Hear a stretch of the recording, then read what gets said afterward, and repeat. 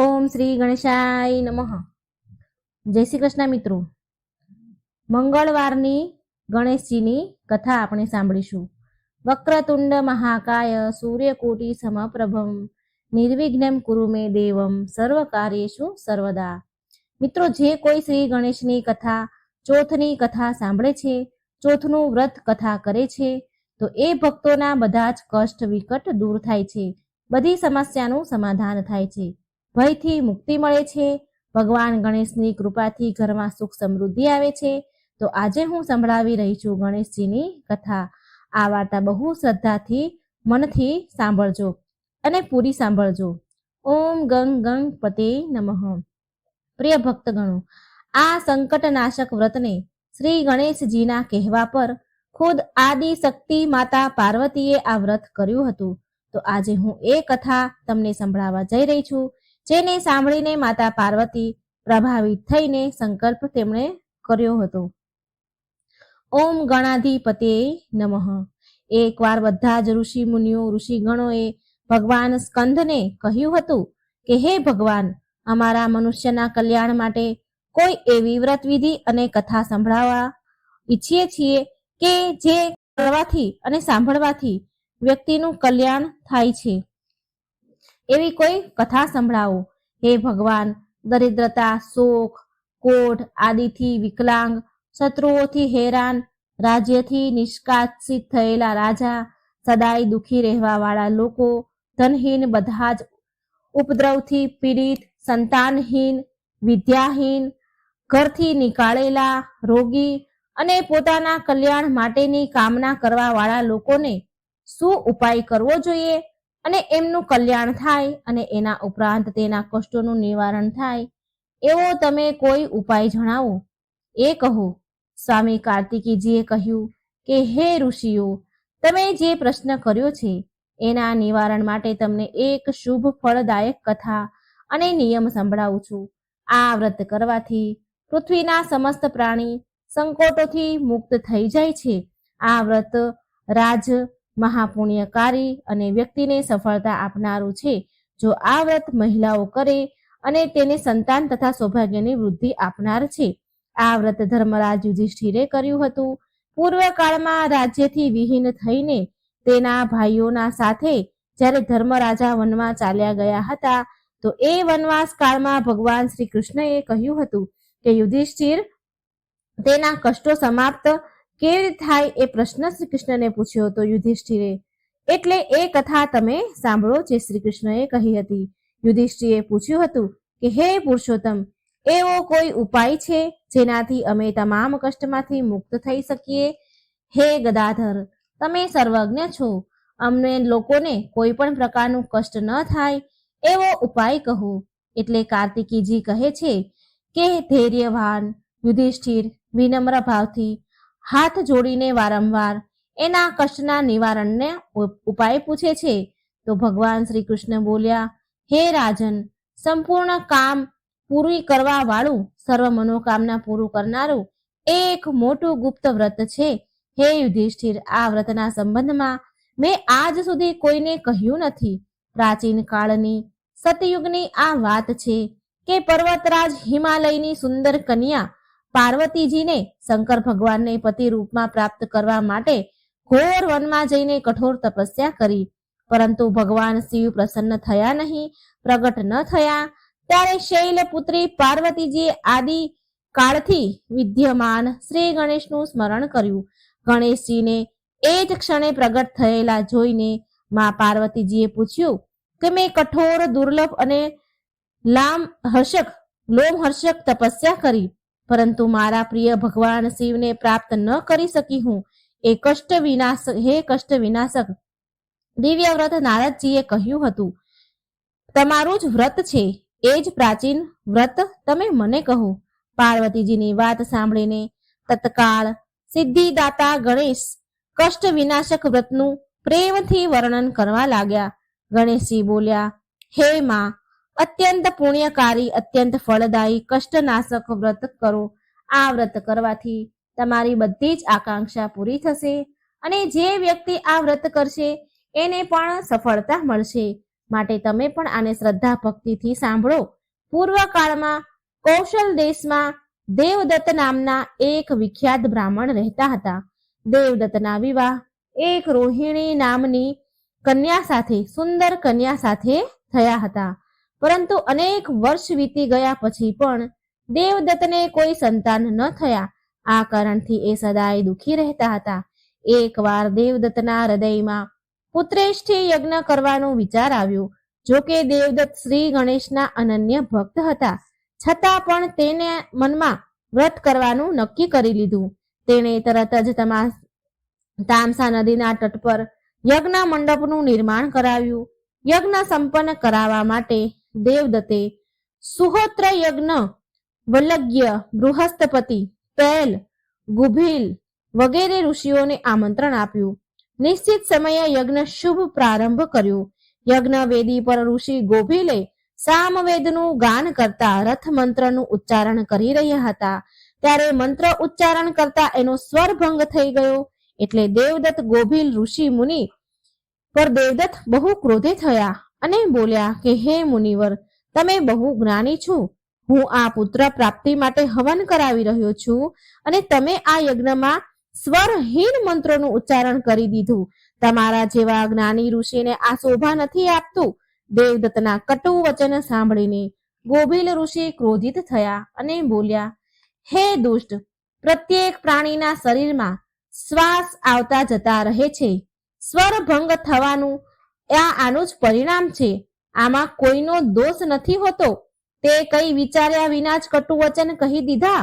માટે હું તને શ્રાપ આપું છું કે તારા ઘરે ઉત્પન્ન થવા વાળો પુત્ર મહામૂર્ખ અને હઠીલો હશે. ગોભીલ ઋષિના શ્રાપથી દેવદત્ત ભયભીત થઈ ગયો અને ક્ષમા માંગતા બોલ્યો કે હે ઋષિવર, મારા અપરાધને માફ કરો. પુત્રના અભાવમાં હું અત્યંત વિચલિત થઈ ગયો હતો. હું અજ્ઞાની એ ભૂલી ગયો હતો કે યજ્ઞમાં આવેલા ઋષિગણ સાક્ષાત દેવ સ્વરૂપ હોય છે. ઋષિવર, મારા પર દયા કરો. મૂર્ખ પ્રાણીનું આ સંસારમાં કોઈ અસ્તિત્વ નથી હોતું. જીવનમાં એને જ્ઞાન, માન, સન્માન, ધન અને વૈભવ ક્યારેય પ્રાપ્ત નથી થતું. હે મુનિવર, તમે તો મહાન તપસ્વી છો. અજ્ઞાનીઓને ઉદ્ધાર કરવા વાળા છો. એ જ તમારું કાર્ય છે. કૃપા કરી તમે મારું પણ આ શ્રાપનું નિવારણ કરો. કોઈ ઉપાય બતાવો. આમ બોલીને દેવદત્ત ગોભીલ ઋષિના ચરણોમાં પડીને તેના આંસુથી તેના ચરણ ધોવા લાગ્યા. દેવદત્તની નિર્મળ પ્રાર્થનાથી ગોભીલ મુનિનો ગુસ્સો શાંત થઈ ગયો અને એ બોલ્યા, વત્સ, મુખથી નીકળેલા વચન ક્યારેય પાછા નથી આવતા. જે મેં તને શ્રાપ દીધો છે એ તો સિદ્ધ થઈને જ રહેશે. પણ હું તને એ આશીર્વાદ આપું છું કે તારો પુત્ર મહામૂર્ખ હોવા છતાં પણ વિદ્વાન થશે. ઋષિથી આ વરદાન મેળવી દેવદત્ત બહુ પ્રસન્ન થયા. પછી યજ્ઞ પૂરો કરવામાં આવ્યો. ત્યાં ઉપસ્થિત ઋષિ મુનિ વિધિપૂર્વક કાર્ય કરી વિદાય થયા. હવે ઋષિવર ગોભીલ જતા સમયે દેવદત્તને કહે છે કે હે બ્રાહ્મણ, તું મારા દ્વારા બતાવેલ વિઘ્ન વિનાશક વ્રત કરો અને એના પ્રભાવથી તારો પુત્ર જ્ઞાની થશે અને એ વિકલાંગમાંથી સુયોગ્ય થશે. હે બ્રાહ્મણ, શ્રાવણ માસ કૃષ્ણ પક્ષની ગજાનન સંકષ્ટી ચતુર્થીનું તું વ્રત કરજે. આ વ્રત કરવાથી બધા રીતના કાર્ય સિદ્ધ થશે. વિકલાંગ તથા કષ્ટ રોગી મુક્ત થઈ જશે. આમ કહીને ગોભીલ ઋષિ ત્યાંથી ચાલ્યા ગયા. થોડા સમય પછી યજ્ઞના ફળના રૂપમાં બ્રાહ્મણની પત્ની રોહિણી નક્ષત્રમાં જ સુંદર બાળકને જન્મ આપ્યો. મનોરથ સિદ્ધ થવા પર દેવદત્તે નિર્ધનને ધન અને વસ્ત્રના દાન કર્યા. એ બાળકનું નામ ઉતથ્ય રાખવામાં આવ્યું. થોડો મોટો થયો ઉતથ્ય એટલે એની શિક્ષા પ્રારંભ થઈ.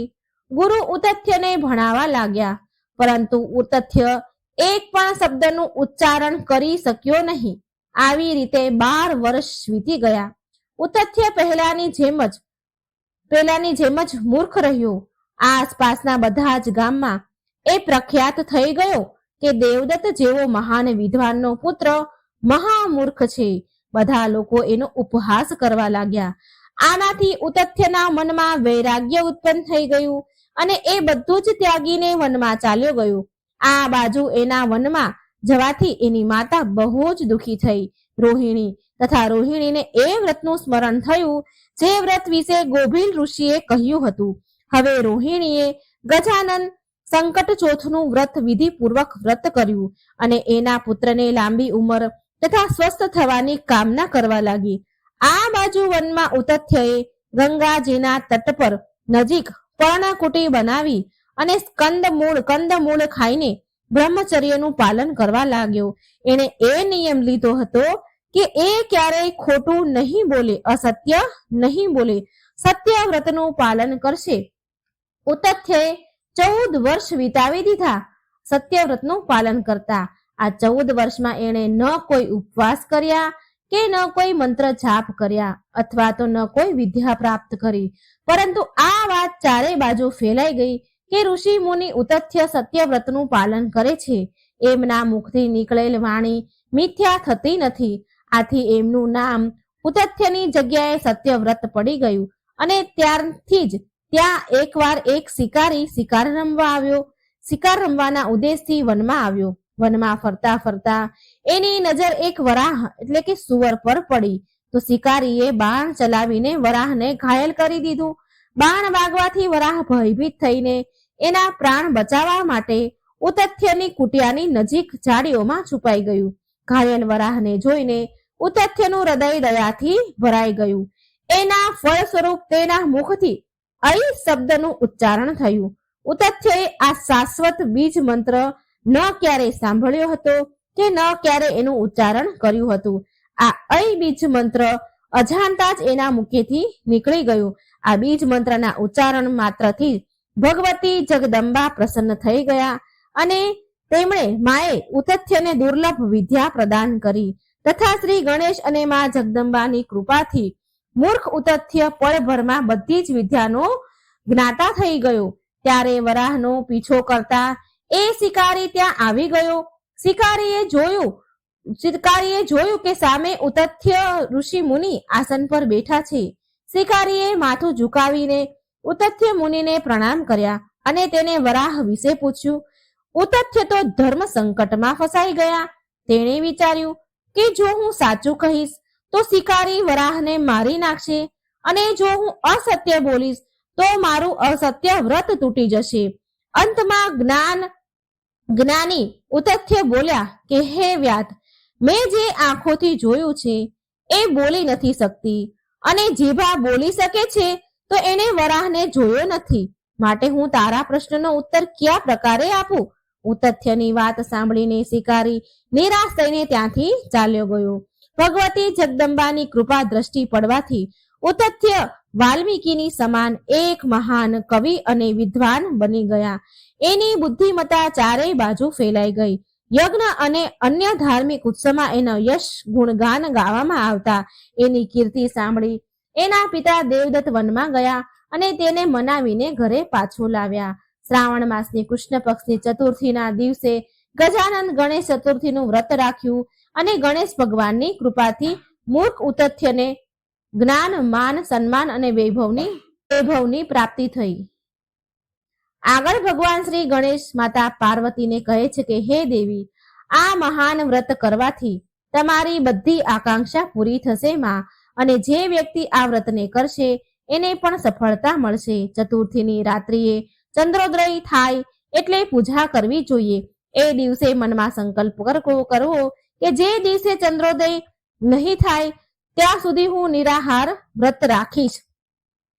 પહેલા ગણેશ પૂજા કરીશ અને પછી જ ભોજન કરીશ, આવો નિર્ણય લેવો જોઈએ.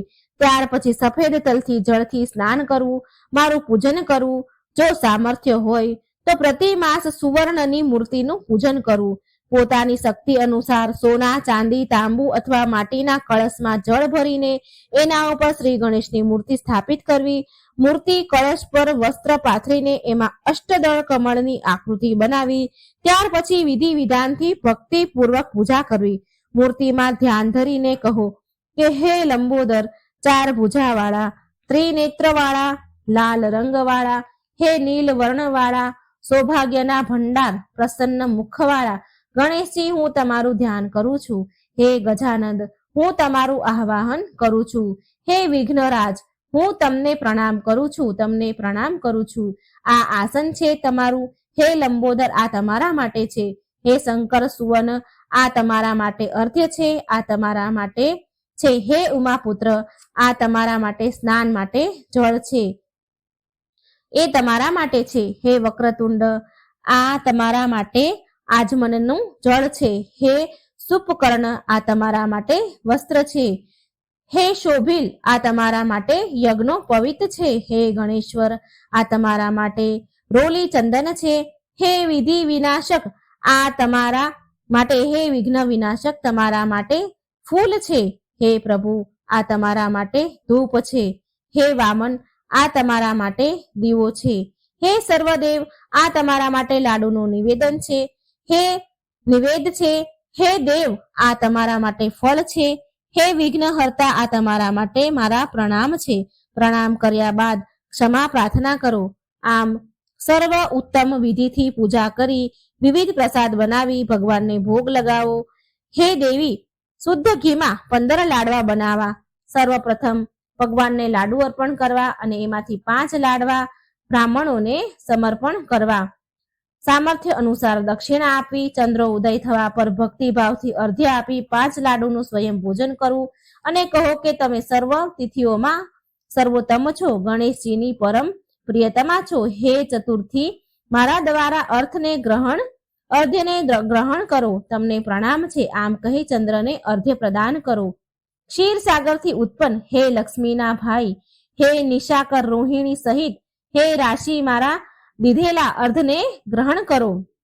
હે શશી, મારા દીધેલા અર્ધને ગ્રહણ કરો. ગણેશજીને આ પ્રકારે પ્રણામ કરીને, હે લંબોદર, તમે સંપૂર્ણ ઈચ્છાને પૂરી કરનારા છો, તમને પ્રણામ છે. હે સમસ્ત વિઘ્નોના નાશક, તમે મારી બધી અભિલાષાને પૂરી કરો. ત્યાર પછી બ્રાહ્મણને પ્રાર્થના કરવી કે હે દ્વિજરાજ, તમને નમસ્કાર હો, તમે સાક્ષાત દેવ સ્વરૂપા છો. ગણેશજીની પ્રસન્નતા માટે અમે તમને લાડુ સમર્પિત કરીએ છીએ. તમે અમારો ઉદ્ધાર કરવા માટે દક્ષિણા સહિત 5 લાડુને સ્વીકાર કરો અને તમને નમસ્કાર છે. ફરી ત્યારબાદ બ્રાહ્મણને ભોજ કરાવીને ગણેશજીને પ્રાર્થના કરવી. જો આટલું બધું ન થઈ શકે, આટલી શક્તિ ન હોય તો તમારા ભાઈ બંધુ સાથે દહીં અને પૂજા નિવેદનું ભોજન કરવું. પ્રાર્થના કરવી, પ્રતિમાનું વિસર્જન કરવું અને પોતાના ગુરુને અન્ન વસ્ત્ર આદિ સાથે દાન આપવું, મૂર્તિ પણ આપવી. આ પ્રકારથી વિસર્જન કરવું.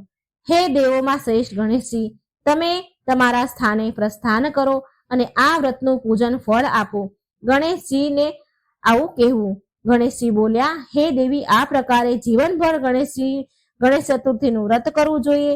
જો જીવનભર ન થઈ શકે તો 21 વર્ષ સુધી કરવું જોઈએ. 21 વર્ષ સુધી ન થઈ શકે તો 1 વર્ષ કરવું જોઈએ 12 મહિનાનું, અને જો 12 મહિના ન થઈ શકે તો 1 મહિના માટેનું પણ વ્રત જરૂર કરવું જોઈએ. અને શ્રાવણ માસની ચતુર્થીએ ઉદ્યાપન કરવું જોઈએ. બોલો ગજાનન મહારાજની જય. ઉમાપતિ શિવ શંકરની જય.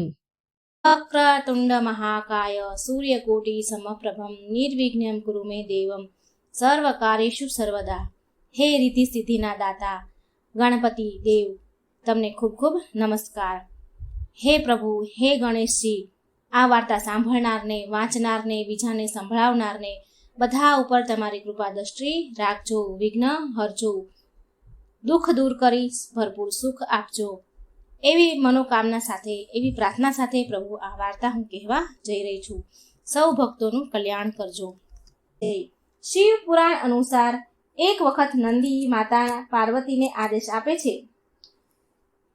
નંદીએ માતા પાર્વતીનો આદેશનું પાલન કરતા હતા. પાલન કરવામાં ભૂલ કરી અને ત્યારે માતાએ વિચાર્યું કે એવું કોઈ હોવું જોઈએ કે ફક્ત તેમની જ આજ્ઞાનું પાલન કરે. એટલા માટે તેમણે તેમના શરીર પર ઉપટન ઘસ્યું હતું અને પોતાના શરીરના મેલમાંથી એક બાળકનો આકાર બનાવ્યો. તેનામાં જીવ પૂર્યો હતો અને આવી રીતે ગૌરીના પુત્ર ગણેશના જન્મ થયો હતો. ત્યારબાદ જ્યારે માતા પાર્વતી સ્નાન કરી રહ્યા હતા ત્યારે તેમણે આદેશ આપ્યો કે જ્યાં સુધી તેને કહ્યું ન હોય ત્યાં સુધી કોઈને અંદર જવા દેવા નહીં. ત્યારથી એ બાળક બહાર ચોંકી કરવા લાગ્યા. આ સમય દરમિયાન જ્યારે શિવના ગણ આવ્યા ત્યારે બાળકે કોઈને અંદર જવા દીધા નહીં. એટલે ત્યારે ભગવાન શિવ સ્વયં ત્યાં પહોંચ્યા પરંતુ બાળકે તેમણે પણ અંદર જવા દીધા નહીં અને ભગવાન શિવને રોક્યા, કેમ કે તે બાળકને જાણ ન હતી કે ભગવાન શિવ જ તેમના પિતા છે અને ભગવાન શિવને પણ જાણ ન હતી કે એ બાળક પાર્વતીજીએ જ ઉત્પન્ન કર્યો છે. અને હવે ભગવાન શિવને ગુસ્સો આવ્યો અને રોક્યા, ભગવાન શિવને અંદર જવા ન દીધા. એટલે એને ગુસ્સો આવ્યો શિવજીને અને તે બાળકને ભગવાન શિવ વચ્ચે બંને વચ્ચે યુદ્ધ થયું અને અંતે ભગવાન શિવે તો ગુસ્સામાં આવીને ક્રોધે ભરાઈને બાળકનું મસ્તક માથું શરીરથી અલગ કરી દીધું. અને તે જ સમયે જ્યારે માતા પાર્વતી બહાર આવ્યા અને આ બધું જોયું તો તેમને ખૂબ જ ગુસ્સો આવ્યો. બાળક ગણેશજીનું માથું કપાયેલું જોઈ માતા પાર્વતીએ શિવજીને કહ્યું કે તમે મારા પુત્રનું જ માથું કાપ્યું, હવે તેમને જીવિત કરું. શિવજીએ પૂછ્યું કે આ તમારો પુત્ર કેવી રીતે હોઈ શકે? અને આ પછી પાર્વતીએ ભગવાન શિવને આખી વાત કહી અને પાર્વતી થોડા ક્રોધે ભરાયા, રોષે ભરાયા અને વિલાપ કરતા હતા. એટલે પાર્વતીજીને મનાવતી વખતે શિવજીએ કહ્યું, ઠીક છે, એમાં પ્રાણ પૂરું છું, પરંતુ પ્રાણ પૂરવા માટે માથાની જરૂર પડશે. આના પર તેમને ગરુડજીને ઉત્તર દિશામાં જવાનો આદેશ આપ્યો. ગરુડજીને શિવજીએ ઉત્તર દિશામાં જવા કહ્યું કે જે પણ માતા તેમના બાળક આગળ પીઠ રાખીને સૂતી હોય તે બાળકનું માથું લઈ આવો. ગરુડજી ગયા, આમ તેમ ફરતા રહ્યા હતા. માસ જોડે બાળક હોય તો એને શોધી રહ્યા હતા. આમ તેમ ગરુડજી ભટકવા લાગ્યા, પણ તેમને એવી કોઈ માતા મળી નહીં જેની પીઠ તેમના બાળક પાસે રાખીને સૂતી હોય, કારણ કે દરેક માતા તેના બાળકની સામે જ સૂતી હોય છે. અંતે તેને એક હાથી દેખાયો. તેની હાથીના શરીરનો પ્રકાર એવો હતો કે બાળકની સામે સૂઈ શકતો ન હતો અને પછી તે હાથીનું માથું લઈને આવ્યા અને આ પછી આ શિવજીએ હાથીનું માથું જોડી દીધું અને તે જ સમયે તેનામાં પ્રાણ પૂર્યા અને ભગવાન શ્રી ગણેશમાં જીવ આવ્યો અને આ રીતે તેમનું નામ ગણેશજી પડ્યું. અને ત્યાર પછી દરેક દેવી દેવતા ભગવાન શ્રી ગણેશને આશીર્વાદ આપ્યા અને એટલામાં જ તેઓ સર્વપ્રથમ પૂજનીય બન્યા છે. કોઈ પણ કાર્યની શરૂઆતમાં ભગવાન શ્રી ગણેશની પ્રાર્થના પૂજા કરવામાં આવે છે અને ત્યાર પછી જ આપણું કોઈ પણ કાર્ય હોય છે, પૂજા હોય છે, એ કરવામાં આવે છે. આ રીતે આ વિનાયક ચતુર્થીની કથા હતી, જે ગણેશજીની બીજી કથા. એકવાર દેવી પાર્વતીએ શિવજી સાથે ચોપાટ રમવાની ઈચ્છા જગાવી. શિવજીએ ચોપાટ રમવાનું શરૂ કર્યું, પરંતુ આ રમતમાં મુશ્કેલ વાત એ હતી કે હાર જીતનો નિર્ણય કોણ કરે. તેના માટે ઘાસના ભૂસામાંથી એક બાળકની રચના કરી, તેના પ્રાણ પ્રતિષ્ઠા કરી અને કહ્યું કે તું હાર જીતનો નિર્ણય કરજે. રમત શરૂ થઈ ત્યારે શરૂઆતમાં 3 વાર માતા પાર્વતી જીત્યા, પરંતુ તે બાળકે કપટ કર્યો કે મહાદેવ જીત્યા છે. ત્યારે માતા પાર્વતી ખૂબ જ ક્રોધિત થઈ ગયા અને એ બાળકને કાદવમાં રહેવાનો શ્રાપ આપ્યો. બાળકે માફી માંગી ત્યારે પાર્વતી માતાએ કહ્યું કે એક વર્ષ પછી નાગકન્યા અહીં આવશે. તેના કહેવા પ્રમાણે શ્રી ગણેશ ચતુર્થીનું વ્રત કરવાથી તારા કષ્ટ દૂર થઈ જશે. ત્યાર પછી એ બાળકે ગણેશજીની ઉપાસના કરી અને ભગવાન શ્રી ગણેશને પ્રસન્ન કર્યા. ગણેશજીના પોતાના માતા પિતા અર્થાત શિવ પાર્વતીના દર્શન માટે કૈલાસ જવાનું વરદાન આપ્યું. તે બાળક કૈલાસ પહોંચી ગયો. માતા પાર્વતીને મનાવવા માટે શિવજીને પણ રાત દિવસ સુધી શ્રી ગણેશનું વ્રત કર્યું અને પાર્વતીને મનાવા ગયા. ત્યારબાદ માતા પાર્વતીએ પણ પિતાના પુત્રને મળવા માટે આ દિવસનું વ્રત કર્યું અને તેમની આ ઈચ્છા પૂરી થઈ. એવું માનવામાં આવે છે કે બાળક જ ભગવાન કાર્તિકેય છે. ગણેશ ચતુર્થી વ્રત કથા અહીં સમાપ્ત થઈ. કોઈ આજના દિવસે કથા સાંભળશે તેના દરેક વિઘ્નો પૂરા થશે, તેને સુખ, સમૃદ્ધિ અને સંપત્તિ મળશે. મિત્રો, શ્રી ગણેશ ભગવાનની પૌરાણિક કથાઓ આપણે બીજી પણ સાંભળીશું. આ કથાઓ સાંભળવાનું ખૂબ જ પુણ્ય છે. આપણે ગણપતિ દાદાની ડોશીમાની ખીરની એક વાર્તા સાંભળીશું. ઓમ ગંગ ગંગ ગણપતે નમઃ. એક સમયની વાત છે. એક વિમળા નામની ગરીબ સ્ત્રી રહેતી હતી. તે બહુ ઈમાનદાર અને સારા સ્વભાવની હતી, પણ કહેવાય છે ને કે પૂર્વજન્મના કર્મોના ફળ ભોગવવા જ પડે છે. તે ગરીબ સ્ત્રીના જીવનમાં બહુ અપાર દુઃખ હતા. તે સ્ત્રીનો પતિ હંમેશા બીમાર રહેતો હતો. વિમળાને 4 છોકરા હતા. ઘરની બધી જ જવાબદારી વિમળા ઉપર હતી. વિમળા બિચારી વાંસના ટોપલો અને વાંસના પંખા બનાવી વેચતી હતી. ઘણી વાર પૈસા મળે તો ખાય અને ન મળે તો ઘણીવાર ભૂખ્યા પણ સૂઈ જાય. આટલી ગરીબ પરિસ્થિતિ હતી. એકવાર વિમળા વાંસનો ટોપલો અને વાંસના પંખા વેચવા માટે ગઈ. એક શેઠની ઘરે વહેંચવા ગઈ. ત્યાં એ વિમળાએ એવી વાત સાંભળી કે ગણપતિ બાપાની પૂજા કરવાથી બધા દુઃખો દૂર થાય છે. ભલે મનુષ્યના પાછલા જન્મના કર્મો ગમે તેટલા ખરાબ કેમ ન હોય, પણ ગણેશજીની પૂજા કરવાથી મનુષ્ય ધનવાન બની જાય છે. ગણપતિજીની પૂજાનો આટલો મહિમા છે એવું સાંભળીને વિમળાએ મનમાં ને મનમાં નિર્ણય કર્યો કે ભગવાન ગણેશની પૂજા કરીશ. ગણપતિજીની મૂર્તિ લાવવા માટે વિમળા રાત દિવસ ખૂબ જ મહેનત કરી રહી હતી. કામ કરવા લાગી. બહુ મહેનત કર્યા પછી થોડા પૈસા ભેગા થયા. એટલામાં ભાદરવો મહિનો આવ્યો. વિમળા ગણેશ ઉત્સવ મનાવવા માટે મૂર્તિ લેવા માટે બજાર ગઈ. પણ વિમળાને જોઈને દુકાનદાર કહેવા લાગ્યો કે તું અછૂત છો, તું નીચી જાતિની છો, તને હું ગણેશજીની મૂર્તિ નહીં આપું. આમ એમને કહ્યું. આમ દુકાનદારે વિમળાને મૂર્તિ આપવાની ના કહી. બજારમાં 3 દુકાનો વિમળા ફરી, એક પછી એક દુકાન ફરી, પણ 3 દુકાનમાં ગઈ પણ તેને મૂર્તિ કોઈ આપી નહીં. પણ વિમળાને જોઈને દુકાનવાળા દૂર ઊભું રહેવાનું કહે કે તું જતી રહે અને મૂર્તિ આપવાનું ના કહી દે. દુકાનદારના મૂર્તિ ન આપવાના કારણે વિમળા બહુ દુઃખી થઈ. રડતી રડતી ઘરે આવી. ગણપતિજીને યાદ કરતી રહી. વિમળાએ તેની દાદી અને નાની પાસેથી એક વાર્તામાં સાંભળ્યું હતું. એવું સાંભળ્યું હતું કે બ્રહ્માંડમાં સૌથી પવિત્ર ગાયનું છાણ છે. સૌથી પવિત્ર ગાયનું છાણ માનવામાં આવે છે. એટલે વિમળાએ વિચાર કર્યો અને નિર્ણય કર્યો કે ગાયના છાણની મૂર્તિ બનાવીશ અને એ મૂર્તિની પૂજા અર્ચના કરશે. આમ નિર્ણય કરીને વિમળાએ ઘરના એક ખૂણામાં ગાયનું છાણ લીપી તૈયાર કર્યું. ત્યાં એક લાકડાનું પાટિયું મૂક્યું અને એના પર ગણેશજીની મૂર્તિની સ્થાપના કરી. હવે વિમળા પૂરી શ્રદ્ધા ભક્તિથી ગણપતિ બાપાની સેવા પૂજા અર્ચના કરતી હતી. ફૂલ પૂજા, દૂધ જેટલું પણ શક્ય હોય તેટલું ભગવાનને અર્પણ કરતી હતી. આમ વિમળાને ભગવાનની પૂજા કરતા કરતા 10 દિવસ ગયા. જેવી રીતે ગામના લોકોએ પોતાના ઘરમાં રાખેલી ગણેશજીની મૂર્તિને પાણીમાં વિસર્જન કર્યું, એવી જ રીતે ગામના બધાનું વિસર્જન કર્યા પછી, બધાના ચાલ્યા ગયા પછી વિમળા એવી જ રીતે ભગવાનને લઈ ગઈ. છાણની મૂર્તિને પાણીમાં વિસર્જન કર્યું અને ગણપતિજીનો જય જયકાર કરતા કરતા ઘરે આવી. વિમળા જેવી જ ઘરે આવી તો તેણે જોયું કે તેનું ઘર ઝૂંપડીમાંથી મહેલમાં બદલાઈ ગયું છે. તેના ઘરમાં અન્નધનના ભંડાર ભરાઈ ગયા છે. તેનો પતિ પણ સ્વસ્થ થઈ ગયો છે. ગણપતિજીનો ચમત્કાર જોઈને વિમળા અને તેનો પતિ ગણેશજીની જય બોલાવા લાગ્યા. ભગવાન ના તો નાત જુએ છે, ના તો જાત જુએ છે, ન દેખાડો જુએ છે. ભગવાન તો માત્ર મનનો ભાવ અને શ્રદ્ધા, વિશ્વાસ, સાચું મન જુએ છે. હે ગણપતિજી, તમે જેવી કૃપા વિમળા ઉપર કરી તેવા બધા જ તમારા ભક્તો પર કૃપા કરજો. હવે મિત્રો આપણે સાંભળીશું ગણપતિજીની ખીરની કથા. હમણાં જે આપણે સાંભળી એ ભાદરવા મહિનાની ચોથની કથા હતી. આ દિવસે ભગવાનની ગણેશજીની કથાઓ સાંભળવાથી આપણા દુઃખ દૂર થાય છે અને પાપો બળીને નષ્ટ પામે છે. ગણેશજી એક બાળ સ્વરૂપે પહોંચ્યા એક ડોશીમાના ઘરે ખીર ખાવા. આ ભગવાનને પ્રિય ખીરની વાર્તા છે. એકવાર ગણપતિજી બેઠા બેઠા આરામ કરી રહ્યા હતા તો તેમને વિચાર આવ્યો કે બાળક બનીને પૃથ્વી પર ભ્રમણ કરવા જાઓ અને તેમના ભક્તોની પરીક્ષા લઉં. આમ વિચાર કરીને ગણેશજીએ એક નાના બાળકનું રૂપ લીધું અને ધરતી પર આવ્યા. ગણપતિજીએ એક ચમચીમાં દૂધ અને એક મુઠ્ઠીમાં ચપટી ચોખા લઈને ગામમાં ફરવા લાગ્યા અને ગામમાં ઘરે ઘરે જઈને ગામના લોકોને કહે છે કે કોઈ મારા માટે ખીર બનાવી દો, કોઈ મને ખીર બનાવી દો. પણ તે બાળક સ્વરૂપ ગણપતિજીની વાત કોઈએ સાંભળી જ નહીં. બધા જ તે બાળક પર હસી રહ્યા હતા અને કહે છે કે શું આ એક ચમચી દૂધ અને એક મુઠ્ઠી ચોખાથી કઈ ખીર બને ખરી? ગણપતિજીની બધા હસી ઉડાવવા લાગ્યા. ગણેશજી આમ તેમ ફરી રહ્યા હતા ખીર ખાવા માટે, ખીર બનાવવા માટે કે કોઈ મને એક ચમચી દૂધ અને એક મુઠ્ઠી ચોખાની ખીર બનાવી દો.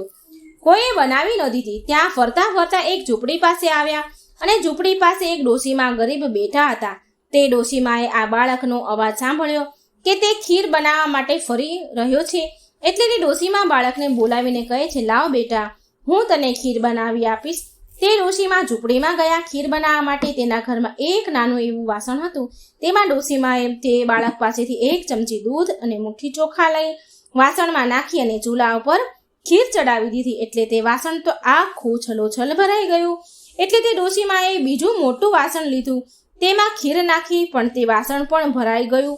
પછી ડોશીમાએ જે પણ ઘરમાં વાસણો હતા એ બધા જ તપેલી જે પણ હતું એ બધા જ લીધા અને બધા જ ખીરના ભરાઈ ગયા. એટલે તે ડોશીમા બોલ્યા કે બેટા, મારી પાસે જે પણ વાસણ હતા એ તો બધા ભરાઈ ગયા છે. એટલે તે બાળક બોલ્યો, માં, તમે બીજા મોટા વાસણ પાડોશી પાસેથી માંગી લો. એટલે તે ડોશીમાં પાડોશીના ઘરે જઈને મોટા તપેલાઓ લઈ આવ્યા.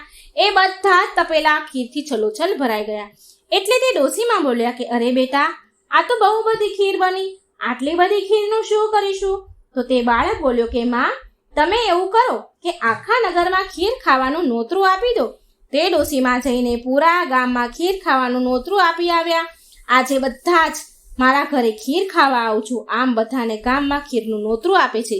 પણ મિત્રો, તે ડોશીમાં પર બધા જ ગામના લોકો હસવા લાગ્યા. એ ડોશીની મજાક ઉડાડવા લાગ્યા કે આ ડોશી તો એટલી બધી ગરીબ છે કે બધા પાસે ખાવાનું માંગતી ફરે છે. રોજ ખાવાનું માંગવા આવે છે અને એના બદલે આજે ખીર ખાવાનું નોતરું આપવા આવી છે. આમ બધા તે ડોશીમાની મજાક ઉડાડવા લાગ્યા. અને ઘણા લોકો તો બોલ્યા કે ચાલો તેને મજાક ઉડાડવા, ચાલો તેના ઘરે ખીર ખાવા જઈએ. તે શું ખીર ખવડાવવાની હતી? આપણે ઘરેથી જમીને જઈશું, નહીં તો ભૂખ્યું જ રહેવું પડશે. તો ઘણા લોકો કહે છે કે અરે, ખાવાનું તો ઘરે આવીને પણ ખાઈ લઈશું. આજે તો આપણે જોઈએ કે આ ડોશી કેવી ખીર ખવડાવે છે આપણને. જેવી જ તે વૃદ્ધ ડોશીના ઘરે ખીર ખાવાનું નોતરું આપવા માટે ગયા તો તેની વહુએ જે ડોશીમાં ખીરનું ખાવાનું નોતરું ગામમાં આપવા ગયા હતા તો એ ડોશીમાની વહુ ઘરે હતી. તો એ ડોશીમાની વહુએ એવું વિચાર્યું, ખબર નહીં કે મારા માટે ખીર બચશે કે નહીં. મારી સાસુ તો આખા ગામમાં નોતરું આપવા ગયા છે, મારી માટે ખીર બચશે કે નહીં, શી ખબર. એટલે તેની વહુએ કાંસાની થાળીમાં ખીર નાખી અને બોલી, જય હો ગણેશ મહારાજની, તમને ભોગ લાગે. આમ બોલી તેણે ખીર ખાવાનું શરૂ કરી દીધું. તેણે ખીર ખાઈ લીધી અને પછી આખા ગામમાં બહુ બધા લોકો ખીર ખાવા આવ્યા. બધાએ પેટ ભરી ભરીને ખીર ખાધી અને જે જમીને ઘરેથી આવ્યા હતા તે લોકો તો બહુ પછતાયા. જ્યારે બધા ખીર ખાઈને ચાલ્યા ગયા તો વૃદ્ધ ડોશીમાં બોલ્યા કે ચાલ બેટા, હવે આપણે પણ ખીર ખાઈ લઈએ. ત્યારે એ બાળક બોલે છે, ભગવાન ગણપતિ દાદા બાળ સ્વરૂપમાં હતા. એટલે એ બોલ્યા, હે માં, મને તો ભોગ લગાવી દીધો છે, મેં તો ખીર ખાઈ લીધી છે. ત્યારે તે વૃદ્ધ ડોશીએ કહ્યું કે બેટા, તે ક્યારે ખીર ખાઈ લીધી? મેં તો તને ખીર ખાતા જોયો નહીં. ત્યારે બાળક ગણેશ કહે છે, માં, જ્યારે તમારી વહુ સૌથી પહેલા કાંસાની થાળીમાં ખીર લઈને બેઠી હતી ખાવા, તો તેણે કહ્યું હતું કે જય હો ગણેશજીની, તમને ખીરનો ભોગ લાગે. મેં ત્યારે જ ખીર ખાઈ લીધી. ત્યારે તે વૃદ્ધ ડોશી બોલ્યા કે બેટા, તું ગણેશજી છો? ત્યારે તે બાળક બોલે છે, હા માં, હું ગણેશ જ છું. આ સાંભળીને વૃદ્ધ ડોશીમાં તો બહુ ખુશ થયા. ગણેશજીએ તેને ખૂબ આશીર્વાદ આપ્યા અને તેને ત્યાંથી જતા જતા ગણેશજીએ તેની ઝૂંપડી ઉપર પાટું મારતા ગયા અને એનાથી તેને ત્યાં એક મોટો મહેલ બની ગયો. નોકર ચાકર આવી ગયા, ધન અન્નના ભંડાર ભરાઈ ગયા. હે ગણપતિ દાદા, જેવા તમે તે વૃદ્ધ ડોશીમા ઉપર કૃપા કરી તેવી તમારા બધા જ ભક્તો ઉપર, તમારી કથા સાંભળનાર, વાર્તા સાંભળનાર પર બધા જ પર કૃપા કરજો. વિઘ્ન હરજો, સંકટ દૂર કરજો, સુખ આપજો. ગણપતિ મહારાજ શંકર ભગવાન અને મા પાર્વતીના પુત્ર કાર્તિક સ્વામીના ભાઈ છે. ઉંદરનું વાહન છે રિદ્ધિ સિદ્ધિ, તેમને વરેલી છે. કોઈ પણ સારો પ્રસંગ હોય, ધાર્મિક પ્રસંગ હોય તો ગણપતિ મહારાજની પહેલી પૂજા કરવી પડે. રીજે તો લાડુ આપે અને ખીજે તો સૂંઢ ફટકારે. આવા આ ગણપતિ મહારાજ સર્વ દેવોમાં આ એક જ દેવ આવા કે પોતાના હાથમાં શસ્ત્ર રાખે નહીં પરંતુ લાડુ રાખે. એક દિવસ ગણપતિજી દેવલોકમાં કૈલાસ જતા હતા. એવામાં જ્યાં ચંદ્રની પાસેથી નીકળ્યા કે ચંદ્ર ગણેશજીનું આવું સ્વરૂપ જોઈને ખી ખી ખી હસવા લાગ્યા અને બોલ્યા, વાહ ભાઈ વાહ, મોટું પેટ અને લાંબી સૂંઢ. આમ ચંદ્ર મશ્કરીમાં બોલ્યા અને ફરીથી હસવા લાગ્યા. પરંતુ ગણપતિ મહારાજ કંઈ બોલ્યા નહીં અને આગળ ચાલવા લાગ્યા. ત્યાં તો પેલો ચંદ્ર ફરીથી મશ્કરી કરવા લાગ્યા અને હસવા લાગ્યા અને બોલ્યા, એ દુંદાળા દેવ, આમ ઉંદરની સવારીએ ઠચુક જાઓ છો, તે ક્યારે કૈલાસ ઉપર પહોંચશો? લ્યો કોઈ ઝડપી વાહન આપો. ગણપતિજી આ વખત પણ શાંત રહ્યા. ટીખળીએ ચડેલા ચંદ્ર પોતાના વિવેક ચૂકી ગયા. વાણી કડવી વખ જેવી થઈ અને બુદ્ધિહીન થઈને બોલ્યા, બહાર તો આવા દેખાવ છો એ તો જાણ્યું, પરંતુ બોલતા પણ નથી. તે શું મૂંગા પણ છો તમે? આટલું સાંભળતા જ ગણપતિજીની આંખો તો લાલચોળ થઈ ગઈ. એમને થયું હવે હદ થાય છે. આ ચંદ્ર પોતાના રૂપમાં અભિમાનમાં છકેલો, હવે તેને શિક્ષા કરવી જ પડશે. આમ વિચારી ગણપતિજી મહારાજ ક્રોધે ભરાઈને બોલ્યા, હે ચંદ્ર, તું તારા રૂપના અભિમાનમાં છકેલો છું, પણ યાદ રાખ, મારો તને શ્રાપ છે કે આજે ભાદરવા સુદ ચોથના દિવસે ત્રણેય લોકમાં વસનારા સર્વ કોઈ તારી સામે નહીં જુએ, અને કદાચ જોશે તો તે મહા મુશ્કેલીમાં આવી પડશે. સાપ સાંભળતા ચંદ્રનો ગર્વ ઓગળી ગયો. તેને થયું, અરર, આ તો મારાથી અવિવેક થઈ ગયો. અભિમાનમાં વાણીનો સંયમ પણ રહ્યો નહીં કે કાંપવા લાગ્યો. અને જ્યાં ગણપતિજીની સામે કંઈ કહેવા જાય તો જુએ છે કે ગણપતિજી તો ક્યારનાય આગળ નીકળી ગયા છે. ચંદ્રને પસ્તાવો થવા લાગ્યા. પણ હવે થાય શું? ચંદ્રને એવી ભોઠપ લાગી કે તે છુપાઈ ગયા અને અંધકાર છવાયો. અને અચાનક અંધકાર છવાવાથી ભારે અંધાધૂંધી ફેલાઈ. દેવો પણ ગભરાયા અને તેઓ ભેગા થઈને ભગવાન પાસે ગયા કે મહારાજ ચંદ્રના શાપનું નિવારણ કહો. ભગવાન કહે છે, દેવતાઓ સાંભળો, આ તો ગણેશજીનો શ્રાપ છે, માટે તેમના સિવાય શાપનું નિવારણ કોઈ બતાવી શકે નહીં. માટે આપ સર્વ ગણપતિજી પાસે જાઓ. વળી ગણપતિજી તમારા ઉપર ખુશ થાય તેવો રસ્તો પણ હું બતાવું છું, તે સાંભળો. તમે બધા ચંદ્ર પાસે જઈને એને કહેજો કે ભાદરવો માસ બેસે એટલે સુદ એકમની સુદ ચોથ સુધી ગણેશજીના ચોથનું વ્રત કરે. અને એ વ્રતની વિધિ આ પ્રમાણે છે. સૌ પ્રથમ ગણપતિજીની સોનાની મૂર્તિ બનાવવાની. જો સોનાની ન બનાવો તો સ્થિતિ પ્રમાણે કોઈ પણ ધાતુની બનાવવાની. અને એ પણ શક્ય ન હોય તો ગણપતિજીની છબી લેવી. પછી એકમથી ચોથમાં જે દિવસ શુભ હોય તે દિવસે સારા ચોઘડિયામાં ગણપતિજીની સ્થાપના કરવી. પછી તેનું પૂજન કરવું, લાડુનું નૈવેદ્ય ધરાવવું. પછી વાજતે ગાજતે એ દિવસે સાંજે ગણપતિજીની મૂર્તિને જળમાં પધરાવી. એ દિવસે બ્રાહ્મણોને જમાડવા, દાન કરવું. આમ કરવાથી ગણપતિજી મહારાજની કૃપા ચંદ્ર ઉપર થશે. ગણપતિજી મહારાજ તેના ઉપર પ્રસન્ન થશે અને તેના શાપનું નિવારણ થશે. દેવતાઓના કહેવાથી ચંદ્રએ ગણેશ ચોથનું વ્રત કર્યું. વિધિ પ્રમાણે વ્રત કર્યું અને ગણેશજીને તેના ઉપર પ્રસન્ન થયા. ચંદ્રએ ગણપતિની ક્ષમા માંગી ત્યારે ગણેશજીએ તેમના ઉપર કૃપા કરીને કહ્યું કે હે ચંદ્ર, તું મારા શાપમાંથી મુક્ત તો નહીં જ થાય, પરંતુ તે મારું વ્રત કરીશ, તેથી હું તારા પર પ્રસન્ન થયો છું અને તેથી હું તને આપેલા શ્રાપ હળવો બનાવું છું. આજથી જે મનુષ્ય ભાદરવો સુદ બીજના ચંદ્રનું દર્શન કરીને પછી સુદ ચોથના દર્શન કરશે તો તેને કોઈ પણ જાતની મુશ્કેલીઓ નહીં આવે. પણ ફક્ત સુદ ચોથના દિવસે જો દર્શન કરશે તો તેને મુશ્કેલીઓ આવ્યા વગર નહીં રહે. અને આજ પછી ભાદરવા સુદ ચોથના દિવસે વિધિપૂર્વક જે કોઈ મારું વ્રત કરશે તેના ઉપર હું પ્રસન્ન રહીશ અને તેના સંકટનું નિવારણ કરીશ. હે ગણપતિ મહારાજ, આપનું વ્રત કરનારને, સાંભળનારને, કથા સાંભળનારને આપ જેવા ફળ્યા તેવા સૌને ફળજો. બોલો ગણપતિ દાદા મહારાજની જય. ગજાનંદ ગણપતિની જય. જય શ્રી ગણેશ.